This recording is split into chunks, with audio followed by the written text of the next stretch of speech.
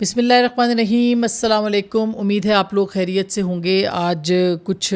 خبریں ایران کے معاملے کے اوپر ہیں، جس میں کہ اب کشیدگی اس حد تک بڑھ گئی ہے کہ امریکہ کے اندر ایران کو مکمل طور پر تباہ کرنے یا اس کے خلاف ایک بڑی جنگی کارروائی کرنے کی پلاننگ اور منصوبہ بندی جو ہے وہ کی جا رہی ہے۔ امریکی فوج نے کل جو ہے وہ حملے کیے ہیں B-1 بمبار طیاروں سے۔ یاد رہے کہ پچھلے برس 2024 میں جو حملہ کیا تھا امریکہ نے، وہ B-1 بمبار طیاروں سے کیا تھا، اور اس میں انہوں نے یہ کہا تھا کہ یورینیم کے جو ٹھکانے ہیں وہ تباہ کر دیے گئے ہیں۔ سب سے زیادہ مضبوط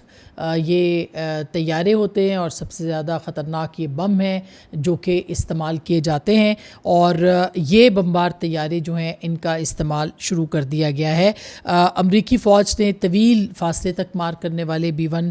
اسٹریٹجک بمبار طیارے کا استعمال شروع کیا ہے، اور امریکی نیوز ویب سائٹ نے حکام کا حوالہ دیتے ہوئے یہ بتایا کہ منگل کو B-1 بمبار طیارے کے ذریعے پاسداران انقلاب کے اہداف کو نشانہ بنایا گیا۔ ایران کے ساتھ دوبارہ جو جھڑپیں شروع ہوئی ہیں، اس میں یہ پہلا موقع ہے کہ امریکہ نے ایران پر حملے کے لیے B-1 طیارہ استعمال کیا ہے، اور یہ جو طیارہ ہے یہ ایک وقت میں 2000 پاؤنڈ وزنی تقریباً 2 درجن بم یا درجنوں کروز میزائل لے جانے کی صلاحیت جو ہے وہ رکھتا ہے۔ یہ طیارہ کم بلندی پر آواز کی رفتار سے زیادہ تیز پرواز کر سکتا ہے، اور کسی بھی بمبار طیارے کے مقابلے میں سب سے زیادہ مقدار میں اسلحہ لے جانے کی بھی صلاحیت رکھتا ہے۔ اور جو رپورٹس ہیں وہ یہ بتاتی ہیں کہ ایران میں جو اہداف کو نشانہ بنانے والے B-1 بمبار طیارے ہیں، انہوں نے برطانیہ میں ایک فضائی اڈے سے اپنی پرواز بھری ہے، یعنی برطانیہ اس جنگ میں باقاعدہ شامل ہو چکا ہے۔ اور یہ یاد رہے کہ کیئر سٹارمر کے ریزگنیشن کے بعد، ان کے مستعفی ہونے کے بعد، نئے وزیر اعظم برطانیہ کے آ چکے ہیں، اور آتے ہی جو پہلا ایک ہمیں اقدام نظر آیا وہ یہ تھا کہ برطانیہ نے جو پہلے اپنے اڈے نہیں دیے تھے اس پوری جنگ کے دوران، کم از کم کیئر سٹارمر کے دور کے اندر، وہ اب ان کو اجازت ہوگی کہ امریکہ کو وہ اڈے استعمال وہ کر سکتا ہے۔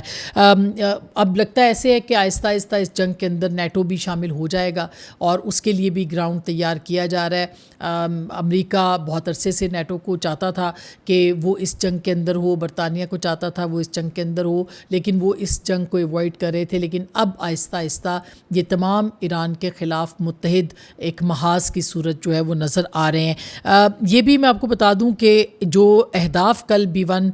طیارے نے جن کو ٹارگٹ کیا ہے، یہ نہیں بتایا گیا کہ وہ کون سی جگہیں ہیں اور کون سے علاقے ہیں، لیکن اور کتنے وہ مؤثر کارروائی تھی جو کہ ان طیاروں کے ذریعے سے کی گئی ہے۔ اس سے قبل امریکہ نے آپریشن ایپک فیوری کے دوران بھی B-1 طیارے جو تھے وہ استعمال کیے تھے، اور اس دوران میزائل بیسز کو، کمانڈ سینٹرز کو، اسلحہ گوداموں اور فضائی دفاعی نظام کو نشانہ بنایا گیا تھا۔ اچھا، جو اس کے ساتھ ساتھ جو اب بڑے حملے کی تیاری امریکہ کر رہا ہے، اور یہ اطلاعات امریکہ سے آ رہی ہیں، اس میں ایران کے خلاف جو ممکنہ کارروائی ہے اس کے لیے مشرق وسطیٰ میں خصوصی دستوں کی تعیناتی شروع کر دی گئی ہے۔ امریکہ نے ایران کے خلاف ممکنہ کارروائی کے پیش نظر مشرق وسطیٰ میں خصوصی فوجی دستوں کی تعیناتی شروع کی ہے، اور امریکی اخبار نے یہ کوٹ کیا ہے کہ امریکہ نے مشرق وسطیٰ میں مزید فوجی دستے، طبی عملہ اور اسلحہ بھیجنا شروع کر دیا ہے، تاکہ صدر ڈونلڈ ٹرمپ کو ایران کے خلاف ممکنہ کارروائی کے لیے مزید فوجی آپریشنز یا آپشنز جو ہیں وہ فراہم کیے جا سکیں۔ ذرائع کا یہ کہنا ہے کہ گزشتہ ایک ہفتے کے دوران امریکی اسپیشل فورسز نے اپنے ملکی اڈوں سے مشرق وسطیٰ تک یہ پہنچ چکی ہیں، اور فلائٹ ٹریکنگ ڈیٹا اور امریکی حکام بھی اس پیش رفت کی تصدیق کرتے ہیں۔ مزید برآں اس معاملے کے اندر جو ہے وہ لڑاکا طیاروں کے اسکواڈرن مشرق وسطیٰ کے مختلف مقامات پر تعینات کر دیے گئے ہیں، جبکہ امریکہ اور برطانیہ کے فوجی اڈوں میں موجود بمبار طیاروں کو بھی ہائی الرٹ رکھا گیا ہے تاکہ ضرورت پڑنے پر فوجی کارروائیاں کی جا سکیں۔ دوسری جانب ایرانی فوج کا کویت میں 3 امریکی اڈوں پر ڈرون حملوں کا بھی دعویٰ سامنے آیا ہے، اور ایران کی فوج نے یہ دعویٰ کیا ہے کہ اس نے امریکی حملوں کے جواب میں آپریشن صاعقہ کے تحت کویت میں قائم 3 امریکی فوجی اڈوں کو ایک بار پھر نشانہ بنایا ہے، اور ایرانی فوج نے بڑی تعداد میں ڈرونز کے ذریعے الدوحہ کیمپ میں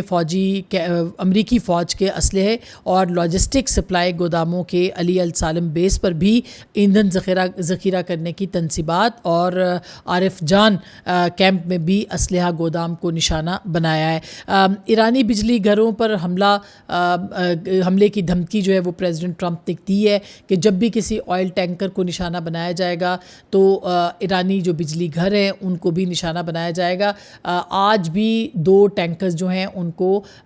نشانہ بنایا گیا ہے، یا وہ کہا جا رہا ہے کہ جو سرنگیں وہاں پہ ہیں ان کے ذریعے سے ان کو نشانہ بنایا ہے بحرے یا آبنائے ہرمز کے اندر۔ اور پاسداران انقلاب نے یہ کہا ہے کہ اگر امریکی فوجوں نے حملہ کیا ایرانی بجلی گھروں پر تو میزبان جو ملک ہوں گے، یعنی جہاں جن کی بیسز استعمال کی جائیں گی اس میں بھی بجلی کی بندش جو ہے وہ یقینی ہو جائے گی۔ یعنی انہوں نے الجواب دیا ہے کہ اگر آپ حملہ کریں گے تو ہم بھی ان تمام جگہوں کو ٹارگٹ کریں گے۔ اب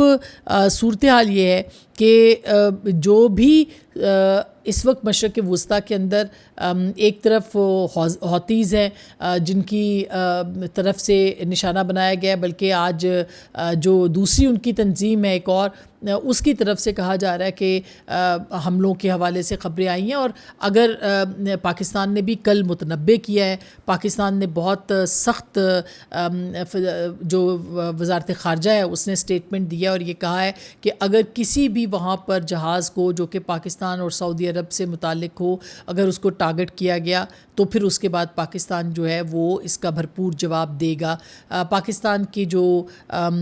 وہاں پہ ایئر فورس کے بہت سارے جیٹس وہ وہاں پہ موجود ہیں، پاکستان کے دستے بھی وہاں پہ تعینات ہیں، اور جو سعودی عرب کی اتحادی فوج ہے اس نے بھی خبردار کیا تھا۔ تو ایک دفعہ پھر ایسے لگتا ہے کہ پاکستان اس نازک صورتحال سے گزر رہا ہے جس میں کہ ایک طرف ایران ہے اور دوسری طرف سعودی عرب ہے، اور پاکستان کے سعودی عرب کے ساتھ جو ہے وہ اس وقت ان کی ایک معاہدہ موجود ہے جس میں کہ ان کو یعنی دفاعی معاہدہ ہے، اور پاکستان بار بار یہ خبردار بھی کر رہا ہے۔ اب حوثیز جو ہیں ظاہر ہے کہ وہ ایران کے ساتھ ہیں، اسی طرح سے جو انصار ان کی جو جماعت ہے اس کے حوالے سے بھی کہا جاتا ہے کہ وہ بھی ایران کے ساتھ ہے۔ اگر انہوں نے بھی اسی طرح سے اٹیک کیا تو پھر ظاہر ہے کہ کافی زیادہ مسائل پاکستان کے لیے ہو جائیں گے، اور پاکستان کو بھی ایک فیصلہ کن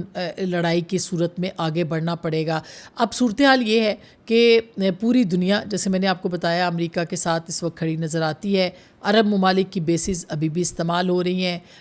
عرب ممالک کی بیسز کو استعمال کرتے ہوئے جو ہے وہ وہاں پر اٹیکس کیے جا رہے ہیں اور ایران کے اوپر، اور اگر ایران جواب دیتا ہے، خاص کر کے اگر وہ سعودی عرب کو جواب دیتا ہے جو یقینی طور پر پاکستان اس کے اندر انوالو ہوگا، اور اگر وہ سعودی عرب کو جواب نہیں دیتا ہے تو وہاں کی بیسز جو ہیں وہ ایران کے خلاف استعمال ہو سکتی ہیں۔ اسی طرح سے جو ریجن کی مختلف ایئر بیسز ہیں وہ ان سے امریکہ جو ہے وہاں سے اپنے جہاز اڑاتا ہے اور ایران کے اوپر حملہ کرتا ہے۔ تو ایک بڑی ایسی کشمکش ہے جس کے اندر مسلم امہ اس نہج پہ پہنچی ہے جہاں پہ یہ لڑائی جو ہے اگر یہ جاری رہی تو تمام مسلم ممالک جو ہے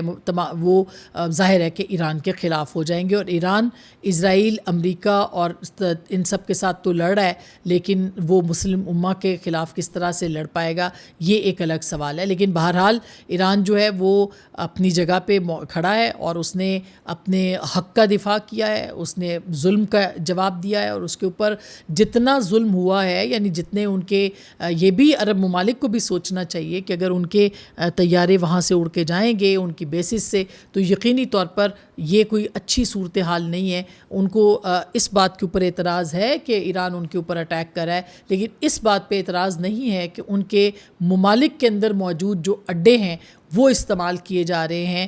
ایران کے خلاف. تو یہ جو لڑائی ہے یہ رک سکتی ہے اگر ان اڈوں کا استعمال جو ہے وہ ختم کر دیا جائے. اور شاید اب سعودی عرب نے پہلے اس کے اوپر جو ہے وہ امریکہ کو منع کیا تھا. اگر حوثیز جو ہیں وہ اب اٹیک کرتے ہیں، جیسے انہوں نے پہلے الزام لگایا یا جو بھی ان کا دعویٰ ہے کہ پہلے صنعاء ایئرپورٹ کے اوپر جو ہے وہ سعودی عرب نے اٹیک کیا ہے، اگر یہ دعویٰ درست ہے تو سعودی عرب کو اس لڑائی کے اندر جو ہے وہ نہیں گھسیٹنا چاہیے تھا اپنے آپ کو. لیکن اگر یہ دعویٰ غلط ہے تو پھر یقینی طور پر یہ صورتحال جو ہے وہ آگے بڑھے گی اور زیادہ خطرناک ہوگی اور پاکستان کو بھی فیصلہ کن صورتحال میں داخل ہونا پڑے گا. اس کے علاوہ باقر کالیباف جو ہیں انہوں نے یہ کہا ہے کہ ہم تیل فروخت نہیں کریں گے، تو کوئی بھی تیل فروخت نہیں کرے گا. اور ایرانی حملوں کے بعد امریکہ نے قطر کی جو العدید ایئر بیس ہے وہاں سے طیارے ہٹا دیے ہیں. یہ ایرانی میڈیا نے دعویٰ کیا ہے. یہ اچھی بات ہے کہ اگر امریکہ نے وہاں سے ہٹا دیے یا قطر نے خود کہا ہے کہ آپ یہاں سے ہٹا دیں، یہ بھی ایک مناسب، یہ ظاہر ہے عرب ممالک کیوں چاہیں گے کہ ان کے طرف سے جو یہاں سے جو اڈے استعمال کیے جا رہے ہیں ان کے اوپر اٹیک ہوگا تو پھر ان کے ملک کے لیے بھی یہ خطرناک ہے. تو اگر یہ ہٹائے گئے ہیں تو ایسے لگتا ہے کہ گزشتہ روز جو جاری ہونے والی سیٹلائٹ تصاویر ہیں ان سے ظاہر ہوتا ہے کہ گزشتہ چند دنوں میں ایئر بیس پر موجود امریکی طیاروں کی تعداد میں نمایاں کمی آئی ہے اور پھر اڈا مکمل طور پر خالی کر دیا گیا ہے. تو یہ ایک اچھی خبر ہے اگر دیکھا جائے اس ریجن کے حوالے سے، اور قطر ایک میڈیٹر کے طور پر بھی ابھی سامنے آ چکا ہے. لہٰذا یہ مناسب ہے کہ اگر وہ وہاں سے اڈا امریکہ کا ختم ہو اور وہاں سے حملے نہ کیے جائیں. دوسری جانب جو امریکی وزیر خارجہ ہیں مارکو روبیو، ان کی روسی ہم منصب سرگئی لاروف سے ملاقات ہوئی ہے. یاد رہے کہ مارکو روبیو نے آج چین کے اوپر تنقید کی ہے اور کہا ہے کہ مشرق وسطیٰ کی جنگ میں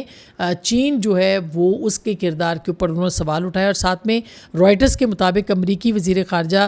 کی روسی ہم منصب سرگئی لاروف سے ملاقات ہوئی ہے اور ملاقات میں دو طرفہ تعلقات، یوکرین جنگ، علاقائی اور عالمی امور پر تبادلہ خیال کیا گیا ہے اور آدھا گھنٹہ یہ ملاقات جو ہے دونوں کے بیچ میں جاری رہی ہے. روس کے اوپر بھی ان کے اعتراضات ہیں کہ وہ ایران کی مدد کر رہا ہے اور چین کے حوالے سے بھی اب امریکہ جو ہے وہ یہ کرتا نظر آ رہا ہے، سوال اٹھاتا کہ جی چین کی وہاں پہ مدد جو ہے وہ موجود ہے.